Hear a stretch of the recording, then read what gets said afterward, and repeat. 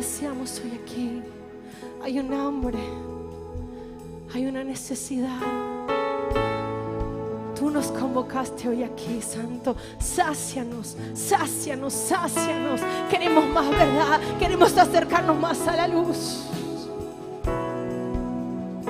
Porque no hay nada mejor que estar contigo. No hay nada mejor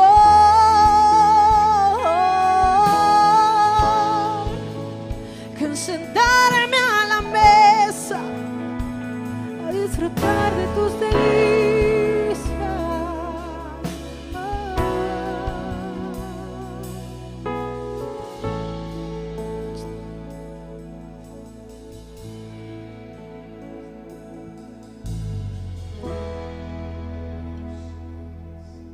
Nombre, te adoramos, Rey. Gracias, gracias por la vida. Gracias, gracias por esta noche, por lo que has preparado para que encontremos en tu cuerpo, en tu iglesia, en tu verdad, el ámbito, Señor, para el cual hemos sido creados. Gracias por la vida del cuerpo, por poder discernir el cuerpo, hoy vernos unos a otros y sabernos, Padre, convidados a algo que no hemos diseñado nosotros ni deseado nosotros, sino que te agradó a ti por tu gracia hacernos partícipe. Te adoramos, Señor, te adoramos. Amados hermanos, creo fervientemente que el Evangelio de Jesucristo nos conduce a ser coherentes delante de Dios, que es la única coherencia que tiene sentido. Ser coherentes delante de Él. El escritor a los Hebreos escribe: por lo cual, como dice el Espíritu Santo, si oyereis hoy su voz, no endurezcan sus corazones. Como dice el Espíritu Santo. Y aunque el escritor a los Hebreos está citando el Salmo 95, escrito por David, por el rey David, no dice como dice el rey David, sino como dice el Espíritu Santo. Si oyen hoy su voz. Y qué hermosa manera de profetizar la gracia que nos ha sido dada en Cristo Jesús. Porque dice: como sus padres me tentaron en el desierto, vieron mis obras durante 40 años y no conocieron mis caminos. Y dice: y andan vagando en su corazón. Wow, ¿cómo puede ser una generación entera, completa, que ve las obras de Dios, que ve los milagros de Dios, pero que cuando Dios la ve no la haya coherente? No haya una generación dispuesta a conocer los caminos de Dios. Amados, yo creo que ámbitos como estos nos dan una extraordinaria oportunidad de elevar no solo una oración, sino el aroma de una oración, la sustancia de una oración, que no que sea coherente con nuestras circunstancias o nuestras necesidades, sino coherentes con el Dios que nos llamó. Con una iglesia que entiende fehacientemente que no estamos buscando decirle algo a Dios en esta hora, sino que todo lo que decimos, todo lo que hablamos, sube delante de Dios como una oración. Y esto no es para que usted se sienta mal, si en este día se ha enojado con alguien, se ha peleado con alguien. A ver, mire la cara del que tiene a su lado, a ver si tiene cara de haberse peleado con alguien hoy. No se sienta mal. No se sienta mal de, bueno, dije algunas cosas que no debí decir. Más bien, si así ha sido, que nuestro clamor hoy al Señor sea: Señor, que sea tu verdad purificando nuestros corazones y nuestros pensamientos, pero que todo nuestro ser no sea coherente según nuestra mirada, sino según el Dios que nos llamó a su luz, a su gloria, a su excelencia y a la vida. Amados, estamos aquí porque hemos sido llamados a la vida, por nuestro Señor Jesucristo. Por eso estamos. Jesús nos compró a precio de sangre. Nuestro Señor Jesucristo nos compró. Somos de Él. ¿Cuántos quieren declarar conmigo que somos de Él? Le pertenecemos. No somos nuestros. No somos de nosotros mismos ni vivimos para nosotros. Pero Jesús dijo al Padre y oró al Padre: Padre, ellos no son del mundo, pero no los quites del mundo. Y aquí estamos, vivos. Vivos porque este día es valioso para el Evangelio. Que hoy estés vivo es valioso para este Evangelio. Así que celebre de estar vivo hoy, para que seamos conducidos a la verdad y que el Señor encuentre en la iglesia ese clamor, no por ver sus obras, porque ya hubo generaciones completas que las vieron, sino que si el Espíritu de Dios habla, nos halle con corazones abiertos y dispuestos a oír lo que Él tiene para decir. No tratar de instruir a Dios en lo que me tiene que hablar, en lo que tiene que hacer en mi vida. No tratar de explicarle a Dios todo lo que yo espero que Él haga, sino decir: Señor, aquí estamos, háblanos. Háblanos, que seamos atrapados por tu verdad. Abre nuestros ojos. ¿Saben cuáles son los cielos que tienen que abrirse? No los que están allá arriba. Estos tienen que abrirse. Son los velos que tienen que correrse en nuestro corazón. Y no para que yo vea algo diferente. Tiene que abrirse para que sea visto Cristo en nosotros. Aleluya. Puede ocupar su asiento. Gracias a todos por estar en esta noche, por darse lugar aquí. Ya en algún momento los hemos de saludar protocolarmente como se deben, pero queremos aprovechar al máximo cada minuto, cada segundo de este tiempo y recibir la palabra en manos de un ministro competente que en nosotros ha sido la tarea como de un perito arquitecto que sabe lo que hay que hacer con pericia y que ha sido y es y seguirá siendo una persona que el Señor ha usado para conducirnos, para edificarnos, para establecernos. Gracias, Apóstol Gustavo Lara, por estar aquí. Vamos a darle lugar y lo recibimos en esta noche y recibimos de la gracia que el Señor le ha dado y la palabra para esta noche.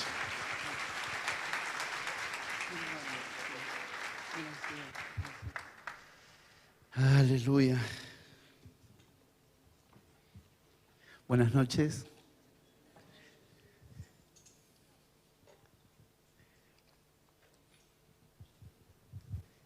Recordaba, por favor, recordaba hace unos minutos antes de salir del hotel el precio que pagaban nuestros hermanos para reunirse,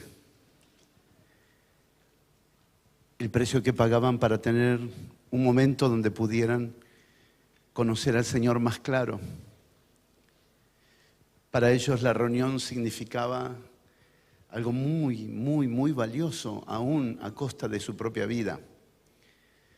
Recordaba hermanos en el pasado, en siglos pasados, pero también en el presente siglo, de hermanos que para poder reunirse tienen que saltar todo tipo de obstáculos, pero el amor por la verdad era más grande que su propia vida. Ellos entendieron el poder de la reunión. Escuchaba a uno de los hermanos que estaba en una nación y veía a sus hermanos en otra nación padecer, y él decía: cuánto quisiera estar con ellos y padecer con ellos. Y alguien les preguntó: ¿y qué te detiene? Y se tomó un vuelo y se fue a padecer con los hermanos, porque sabía que cuando nos reunimos, Dios tiene placer y Él nos da a conocer la persona de su propio Hijo. Por alguna razón, los últimos años, las últimas décadas, la palabra reunión y congregación fue llevada a menos, fue casi rebajada en su sentido más profundo. Y gloria a Dios y gracias a Dios que hay una generación que está escuchando al Espíritu Santo y que le está dando valor a la reunión de los santos. Esta no es cualquier reunión. Esta es la reunión donde vamos a conocer más al Señor. Vamos a despojarnos más de nosotros y vamos a hacer una expresión más nítida del Señor. Quisiera pedir antes de comenzar de que tuviéramos una palabra de oración, que Dios nos dé luz sobre el poder de la reunión. Porque si esto nos pasa, hermanos, y de verdad creemos que está pasando, la reunión va a tener otro impacto en la vida de los creyentes. No se puede tener con látigo a las personas para que congreguen, ni tampoco como al burro con zanahoria para que vaya a un evento. Tiene que venir una conciencia genuina de lo que pasa cuando la iglesia se reúne. Ahí hay un poder extraordinario dado por Dios para que nuestros ojos sean alumbrados y todo lo que escuchamos ahora pase a ser real porque lo podemos ver. Quiero animarle a que oremos juntos, ¿les parece? Padre, todo el tiempo estamos en oración, todo el tiempo estamos exaltándote, todo el tiempo por la conciencia que nos habita tu realidad, todo el tiempo estamos teniendo palabras de gratitud, de amor, de verdad. Pero cuando nos reunimos con nuestros hermanos, hay un placer en ti, hay un deleite en ti incalculable, hay un placer en ti indescriptible que haces que nos abras los ojos y podamos ver un poco más claro que ayer de todas las cosas preciosas que fueron vividas por nuestros hermanos y se han vuelto nuestra realidad hoy también. Sabemos que al reunirnos velos caerán y podemos disfrutar tu realidad sin impedimentos, sin estorbos, sin nada que nos impida expresar tu vida a esta generación que se ha cerrado a la religión, pero no se ha cerrado a tu realidad. Siempre que haya alguien que exprese tu vida como verdad, Señor, las personas serán atraídas no al carisma de un líder, sino a la realidad que habita en esta persona de carne y hueso. Te rogamos que eleves en nosotros, en nuestras vidas, en nuestras congregaciones, una mayor medida de entendimiento sobre el poder de la reunión. Cuando nos reunimos, Señor, cuando nos reunimos, hay tanto placer en ti y ese placer se transforma en mayor luz, mayor realidad en cada uno de nosotros. Concédenos que estos 2 días de encuentro se despierte en nosotros una mayor conciencia del poder que opera cuando nos reunimos en tu nombre. Gracias, Señor. Gracias, Señor. Gracias, Señor. Ni manipulación ni intimidación para reunirnos. Simplemente un claro entendimiento de lo que nos pasa cuando congregamos en su nombre. Gracias a todos los que han trabajado para llevar adelante este encuentro, porque estos encuentros se llevan a cabo en 2 días, pero la preparación es amplia. Preparación de oración, de mensajes, de comunicación, de información. De hecho, solo tengo una queja, pero entiendas esta queja en amor, porque ninguna queja es buena. Pero digamos que esta queja en amor, la próxima vez que suban fotos del pastor Fabián, del pastor Abel y mío, traten de que pongan fotos vigentes de los 3, porque es muy injusto. Pusieron 2 adolescentes y un viejo de 52 años. Por favor, sean más equitativos en las fotos para que nos pueda ayudar un poquito los que ya estamos pasando los 50. Pero feliz de estar con ustedes. Gracias a todos por el trabajo que hacen para permanecer en comunión y para que estas reuniones puedan ser una realidad entre nosotros. Al pastor de la casa, que siempre gentilmente nos recibe y cede estos espacios para que se pueda compartir la palabra, muchísimas gracias también, cariño y respeto por él. El mensaje de esta noche lleva por título Unanimidad para la edificación. Mis títulos siempre son sencillos, simples. Hablo con el apóstol Juan, el papá del pastor Abel, y le digo, enséñame la dinámica de ponerle nombre a los títulos. Porque usted le pone unos nombres a los mensajes que yo digo, Dios mío, ¿de dónde los saca? ¿Dónde saca esos títulos extraordinarios? Que los míos son simples, son sencillitos, no crean grande expectativa. Al final de todo cumpliremos o no, pero intentaremos cumplir el nombre del título. Pero los míos son más simples y existe una razón, que en el reparto de cerebro yo llegué último. Entonces ya lo tengo asumido, no tengo problema.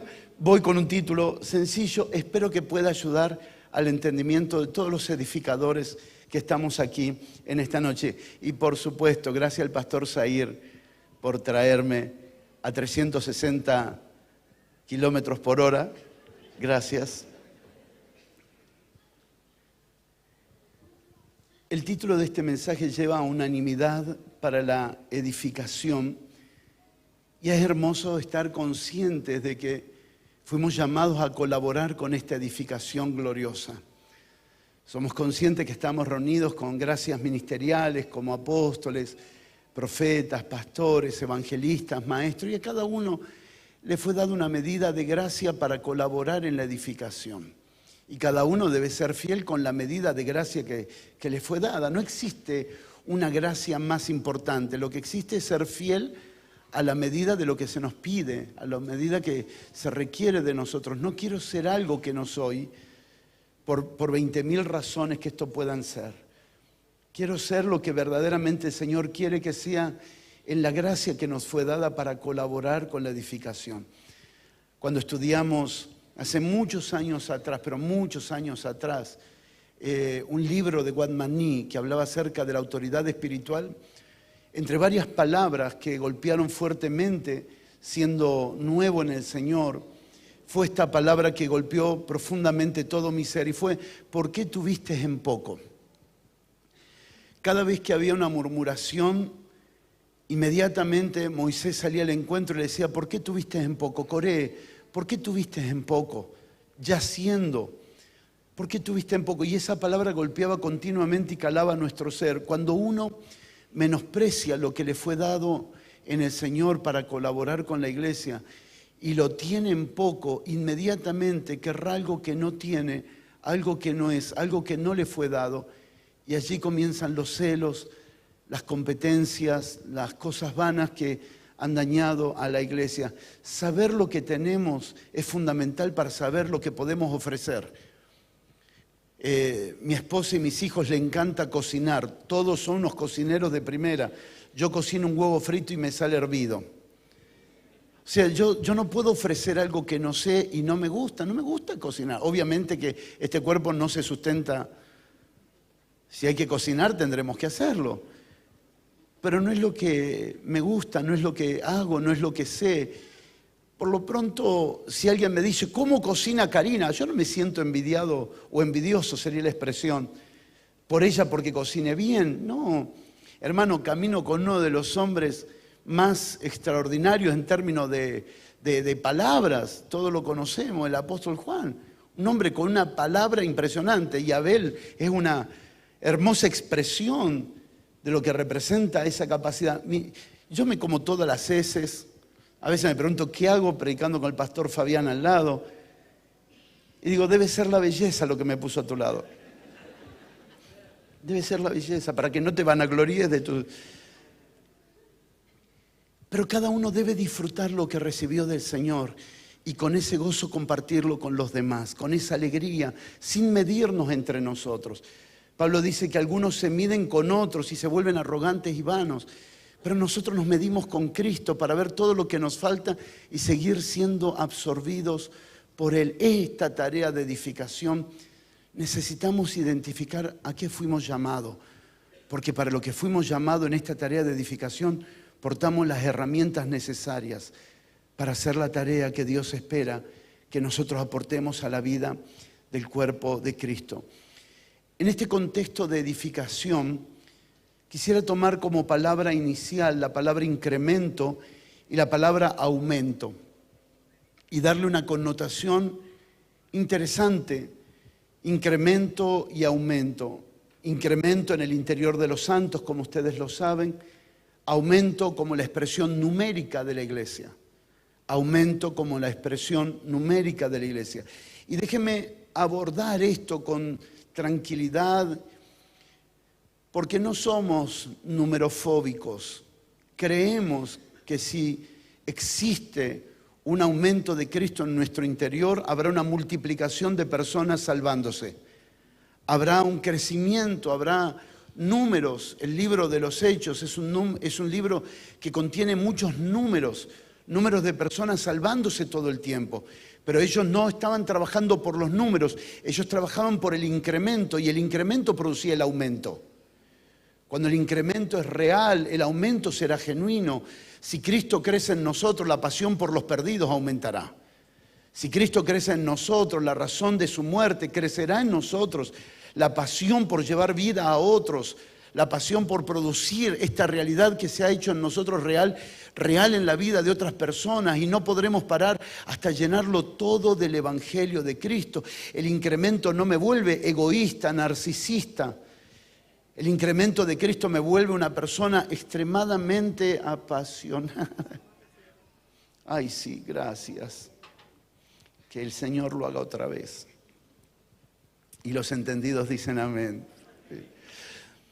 Así que cuando hablamos de edificación, hablamos de este aspecto de incremento y también hablamos del aumento del cuerpo de Cristo.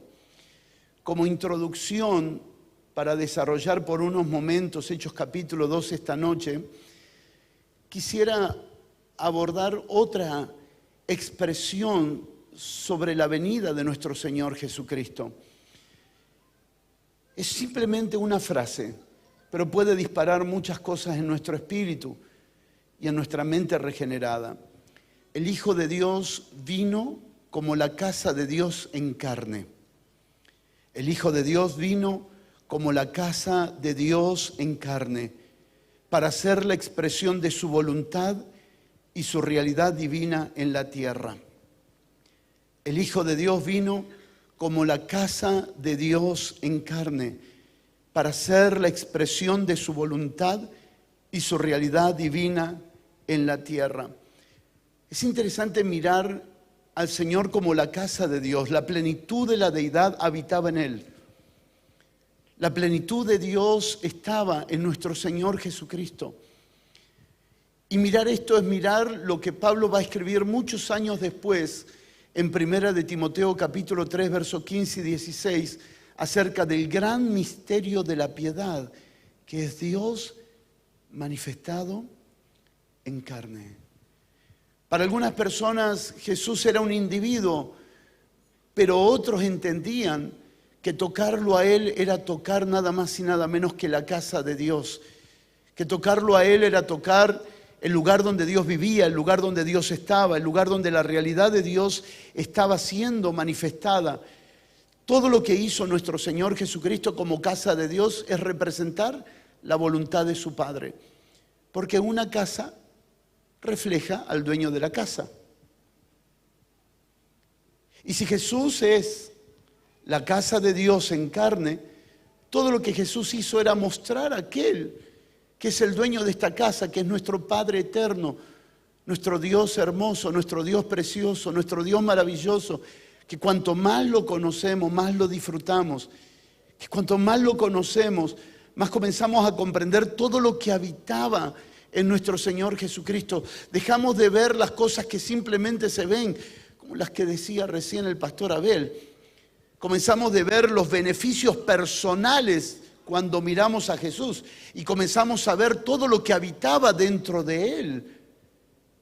Salir de Jesús y pensar de lo que tiene para mí, para ver todo lo que estaba en Él.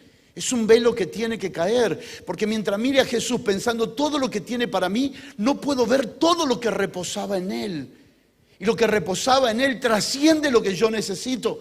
Lo que reposaba en Él es mucho más grande de lo que yo pienso, de lo que yo imagino. Lo que habitaba dentro de Él era la realidad misma de Dios y se expresaba cuando Jesús permanecía en la voluntad del Padre.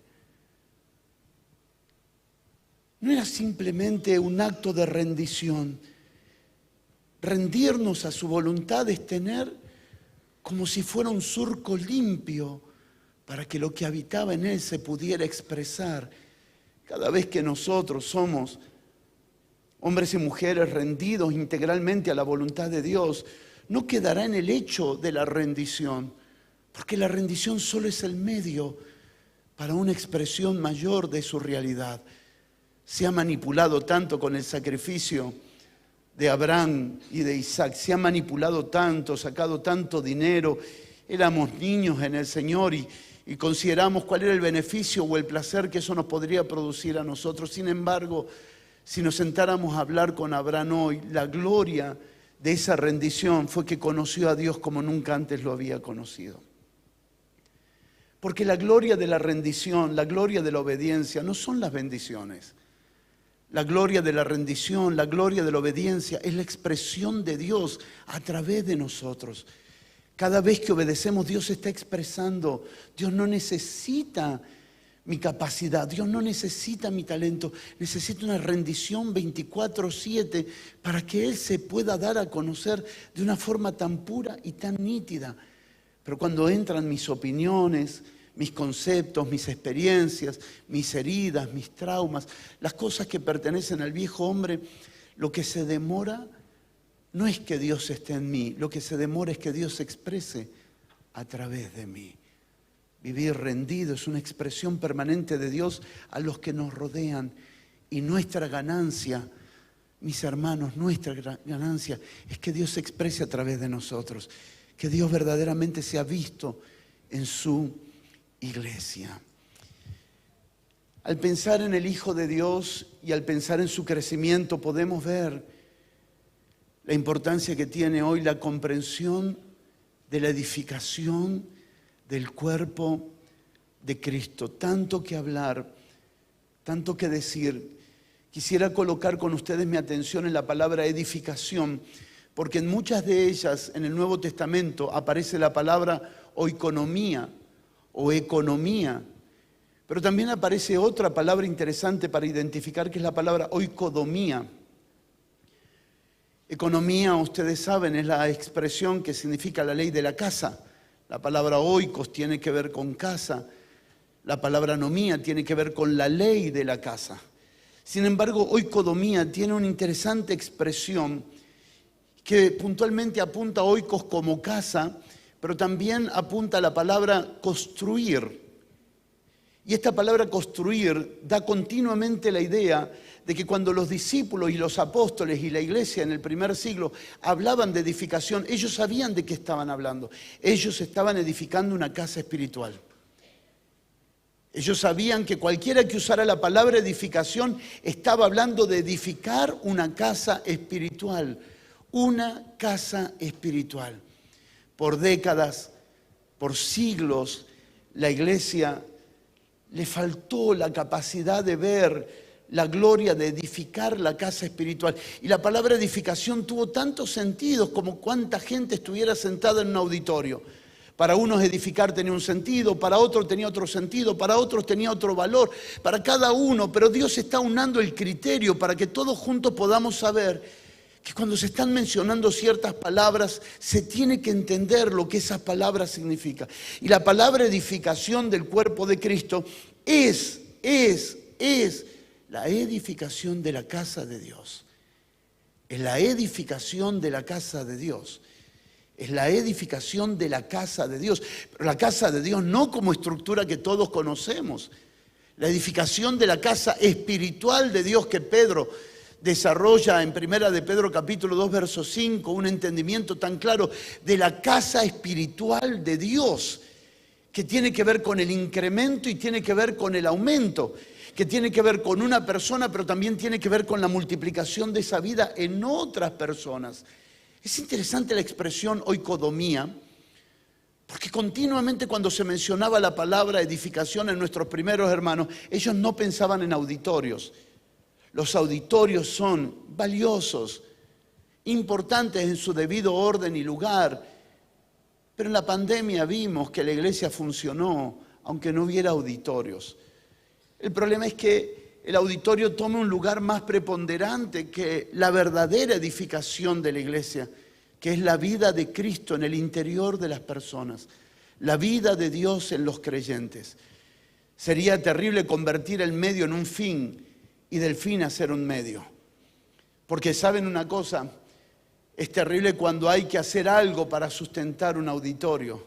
Es terrible cuando traigamos cualquier hermano conocido, traigamos cualquier cantante, traigamos cualquier predicador que llene un poco, que mueva un poco la cosa porque hay que mantener el auditorio. Y eso es una mentira, y eso es un engaño. Si algo se tiene que caer, que se caiga, pero que no se pierda la edificación espiritual en los hermanos.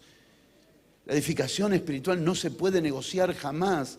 La historia de los lugares ha tomado un protagonismo en algunos auditorios donde la placa de un fundador se tornó más importante que la realidad de Dios en la vida de los creyentes.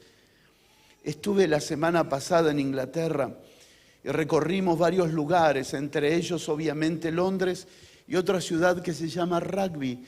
Pasamos por otras ciudades y recorrimos algunos lugares donde vimos lo que se convirtieron esos lugares que en un tiempo eran tan importantes. Uno de los lugares que nos mostraron costó 12 millones de libras esterlinas. Está lleno de humedad y no hay nadie allí. Es un predio hermoso y no hay nadie que quiera tomarlo porque queda en el fondo del campo. Y tuvo su sentido en su momento determinado. Pero hoy no tiene ningún sentido. ¿Cuántas personas habrán vivido, dedicado su tiempo para eso? La cuestión no es que no sea importante, sino que no tome el lugar que tiene que tomar la verdadera edificación. La verdadera edificación. Medirnos por otra cosa que no sea por el aumento de Cristo en nosotros sería una mala manera de medirnos entre nosotros. Pastor, ¿cómo es tu auditorio? Eso debe de cambiar. Tiene que cambiar. Cuando llegamos a los lugares, ¿cuál es nuestra medida para hacer examen de que algo está avanzando, de que algo es bueno, de que algo es glorioso, de que algo es excelente? La medida del auditorio, claro que colabora, por favor. No soy anti-auditorio. Tenemos un auditorio, nos reunimos y también tratamos de ponerlo de a poco lo más lindo, pero no es nuestra prioridad. Nuestra prioridad no es garantizar la comodidad de los que congregan, porque justamente si hay algo que no tiene este evangelio es comodidad. Si hay algo que es este evangelio es incómodo en todos los aspectos de nuestro ser, porque vivimos como peregrinos y extranjeros todo el tiempo. Pero trabajamos por eso y lo hacemos responsable y concienzudamente. Pero cuando hablamos de edificación quisiera estar seguro que estamos hablando de lo mismo en esta noche. Que edificar tiene que ver con el incremento, y la palabra incremento es el aumento o el crecimiento de Cristo en mi interior. Y para esto son buenas las reacciones. Las reacciones ponen en evidencia cuánto de Cristo hay en nuestro interior. Las reacciones son una prueba que evidencian verdaderamente si esto está funcionando, si esto es real o simplemente sigo un patrón cultural, un patrón evangélico, un patrón religioso, pero a la hora de responder a la cachetada, doy otra cachetada.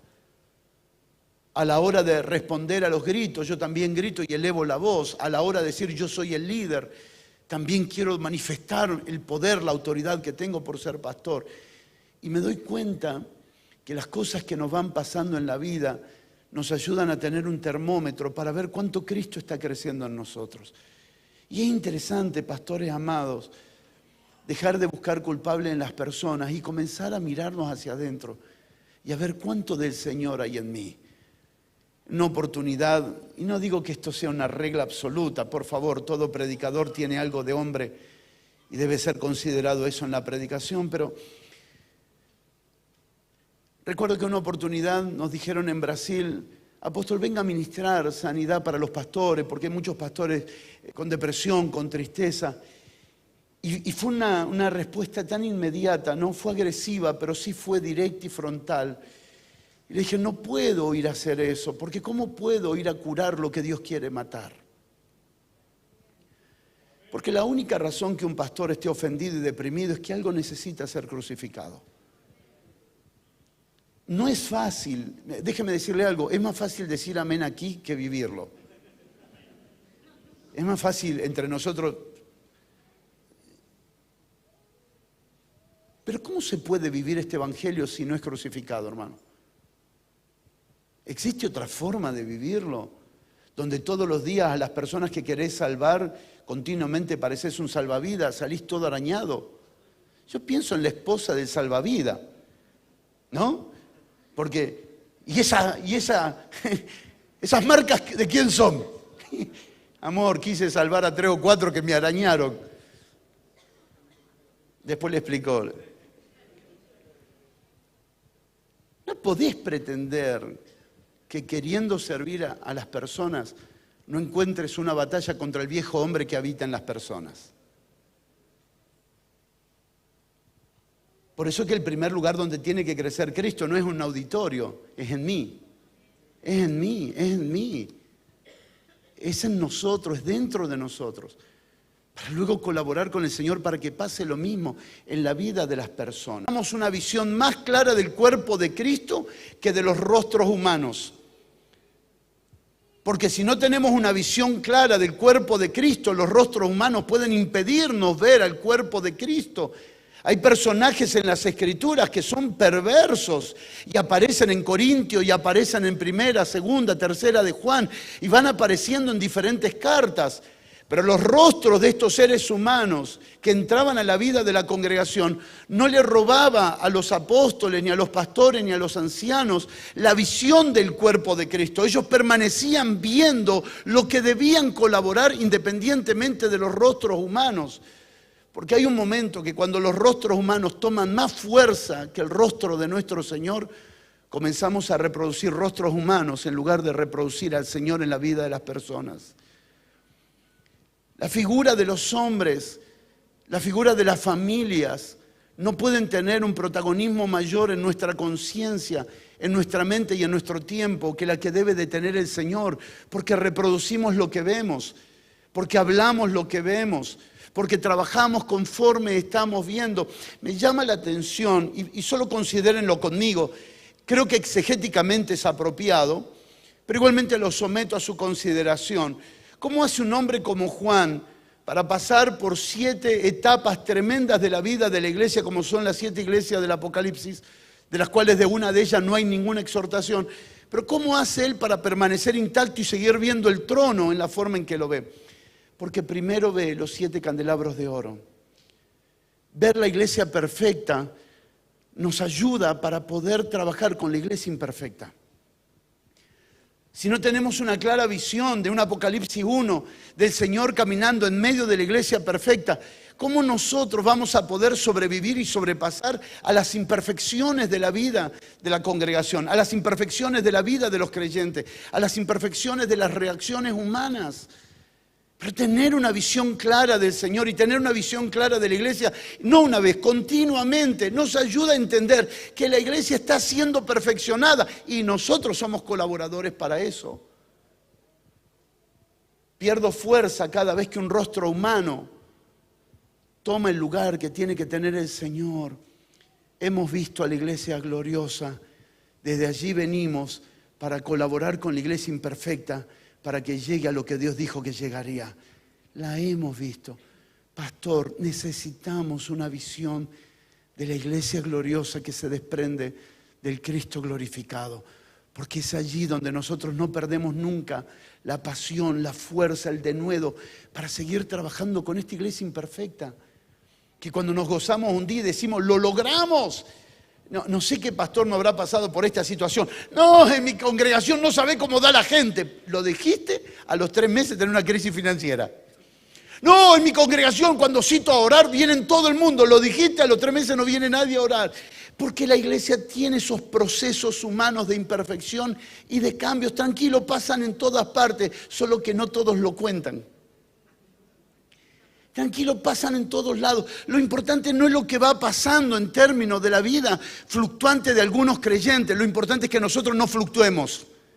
Que nosotros como pastores no naufraguemos. Que nosotros como pastores sigamos viendo lo mismo.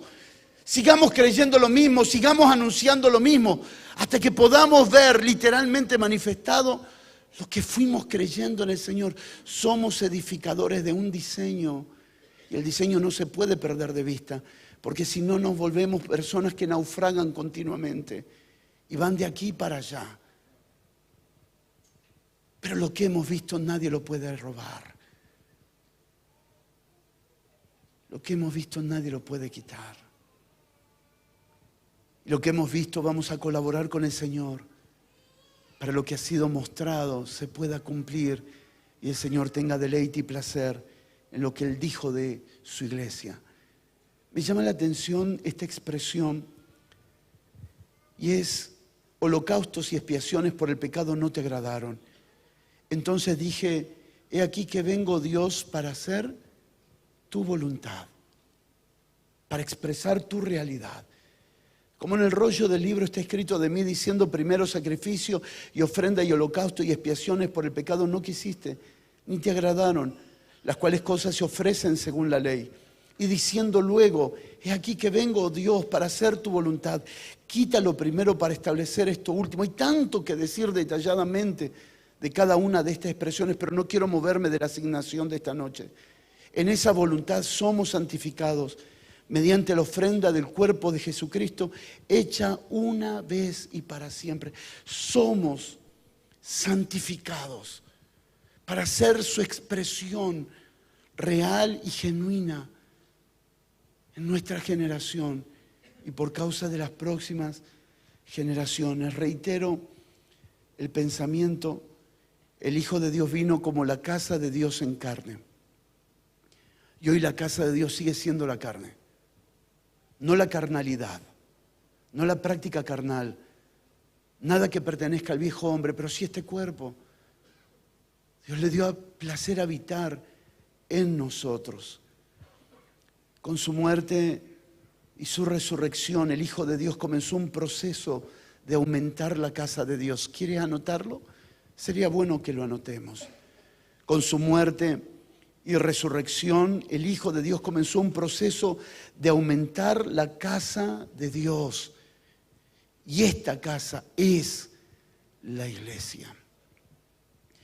Mencionábamos 1 Timoteo 3:15, para que si tardo sepa cómo debes conducirte en la casa de Dios, que es la iglesia del Dios viviente, columna y baluarte de la verdad. Entiendo cuando se nos enseña homilía que ciertas posturas deben ser consideradas, las manos, la voz, ciertas posturas deben ser consideradas juntamente con la exégesis bíblica, con todo lo que representa la homilía. Pero déjeme decirle algo, hermano, en un momento determinado como este, lo que se necesita es más que un predicador con una clara homilía. Lo que se necesita es una persona que encarne la verdad.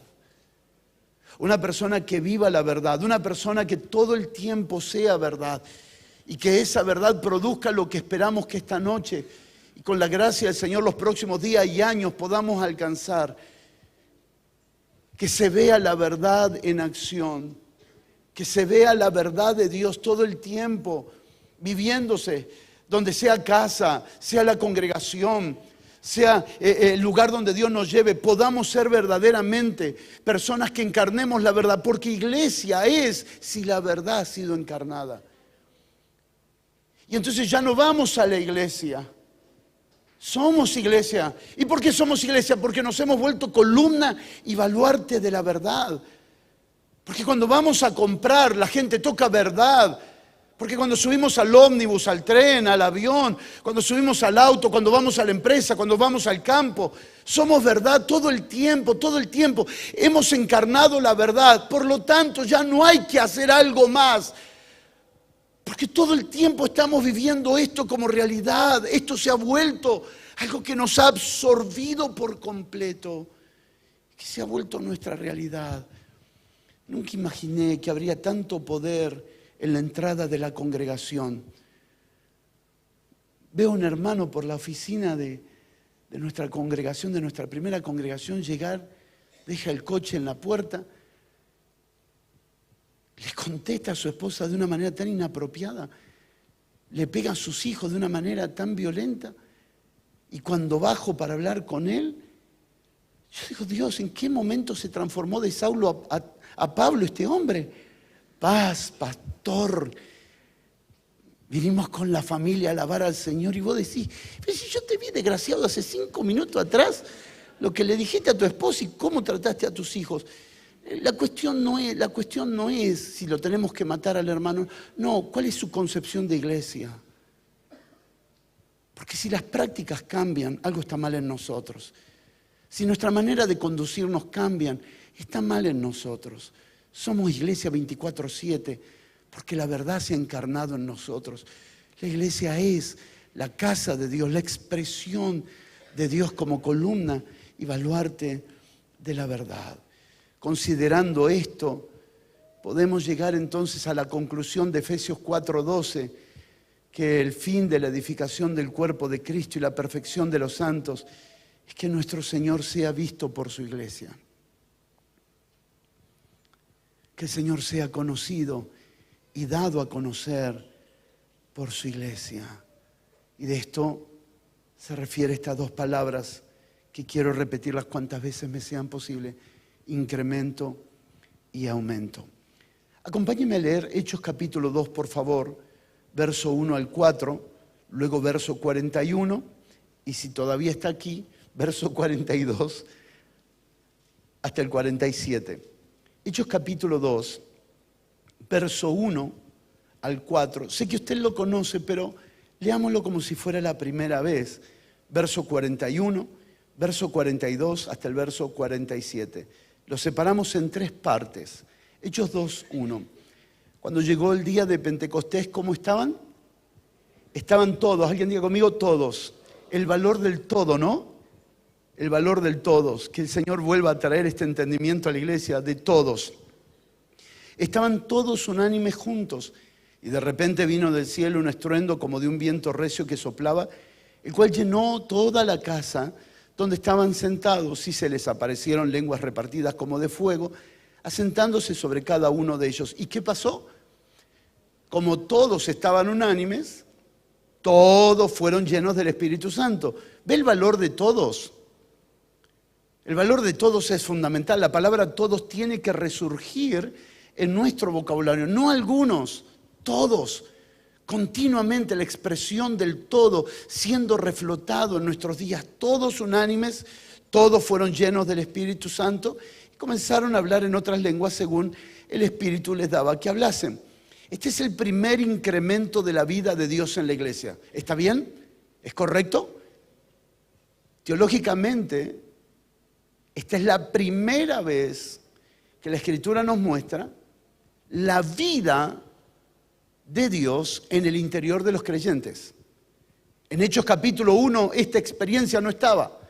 El Señor resucita y está entre ellos, pero ahora en Hechos capítulo 2 está en ellos, son llenos del Espíritu Santo, y este es el primer paso. Y no es casual que este sea el primer paso. Aquí comienza el incremento. Diga conmigo, aquí comienza el incremento. En el interior, aquí comienza el incremento de la vida de Dios en los santos. Verso 41. ¿Qué provocó este incremento? Verso 41. Así que los que recibieron su palabra fueron bautizados y se añadieron aquel día como 3,000 personas. ¿Qué hubo aquí ahora? Si tenemos el primer incremento, ahora tenemos el primer aumento. ¿Tiene sentido? Tenemos el primer incremento del Hijo siendo llenos 120 personas. Ahora tenemos la primera expresión del incremento, que es el aumento. 3,000 personas, ya no eran 120. Ahora Cristo estaba repartido en 3,000 más. Había un aumento del Señor. Más personas, más aumento de Cristo. Y ahora vamos a ver en tercera instancia el verso 42 al verso 47. Tenemos el primer incremento de la vida de Dios, tenemos el primer aumento de la vida de Dios ahora, hay 3,000 personas más añadiéndose. Verso 42, y perseveraban en la doctrina de los apóstoles, en la comunión unos con otros, en el partimiento del pan y en las oraciones. Y sobrevino temor a toda persona, y muchas maravillas y señales eran hechas por los apóstoles. Estamos viendo evidencias de la vida de Dios. Evidencias, todos los que habían creído estaban juntos y tenían en común todas las cosas y vendían sus propiedades y sus bienes y los repartían a todos según la necesidad de cada uno. ¿Qué es esto, hermano? Estas son las evidencias de la vida. Acá no había manipulación financiera, acá no había extorsión financiera, aquí no había secuestros emocionales con intimidaciones, aquí había expresión. Si la vida aumenta, todo esto se vuelve real. No necesitamos mecanismos de manipulación, de intimidación para recaudar más. No necesitamos poner la zanahoria delante del burro a ver si podemos sacarlo y que se mueva y produzca algo. No, la vida lo produce, la vida produce esta realidad. Esto no es el fruto de los apóstoles, este es el fruto de la vida. Esto no es el fruto de pastor, este es el fruto de la vida. Podemos tener los pastores correctos, pero si no hay vida, estas cosas no van a pasarnos y quedarán en el marco de la historia. Pero esto no fue dado para ser una historia. Esto fue dado para mostrarnos a nosotros las cosas que nos pasan cuando la vida tiene el lugar que tiene que tener. Y no hablo de mi vida ni tu vida, sino la vida de Dios real dentro de nosotros. Pero mire cómo termina el verso 47, alabando a Dios y teniendo el favor con todo el pueblo. Ya vimos la primer manifestación de la vida, ya vimos el primer aumento de esa vida manifestada. ¿Cómo termina el verso 47? Y el Señor añadía cada día a la iglesia los que habían de ser salvos. Si la vida se cuida, la vida se multiplica. Si se obedece a la vida se multiplica. La vida no está buscando a alguien que la sustituya, sino a alguien que la administre, que se vuelva un verdadero administrador de la vida de Dios en su interior. Yo fui llamado a administrar como una mujer embarazada la vida de Dios en mi interior. Yo fui llamado a ser consciente que la vida que me habita puede tener daños, puede ser dañada por lo que mis ojos tienen licencia de ver, por lo que mis oídos tienen licencia de oír, por lo que mi mente tiene licencia de pensar, por lo que le doy licencia a mis manos. No, ahora mi cuerpo responde a esta vida. ¿Alguien puede decir conmigo, mi cuerpo responde a su vida? Lo que soy responde a su vida, lo que tengo responde a su vida, lo que tengo, absolutamente todo responde a su vida, sea físico, sea familiar, sea económico, lo que tengo responde a la vida, porque esta vida no está para hacerme sentir bien, sino que es una vida gubernamental, es una vida que gobierna, y si no gobierna, se apaga, y se apaga, desaparece, y entonces vivimos con un nombre de que estamos vivos, pero estamos muertos, respondiendo a otra mente, respondiendo a otros deseos, teniendo otros estímulos, respondiendo a las circunstancias, y no a la vida que nos impulsa, no a la vida que nos gobierna. En este relato que acabamos de leer, verso 1 al 4, verso 41 y del 42 al 47, en todo este capítulo no aparece la palabra edificación. Pero ¿puede ver usted cómo se está edificando el cuerpo de Cristo? No aparece la palabra edificación. Si usted busca del verso 1 hasta el verso 47, no aparece la palabra edificación. Pero lo que estamos viendo y estamos en presencia de un cuerpo, el cuerpo de Cristo, que está siendo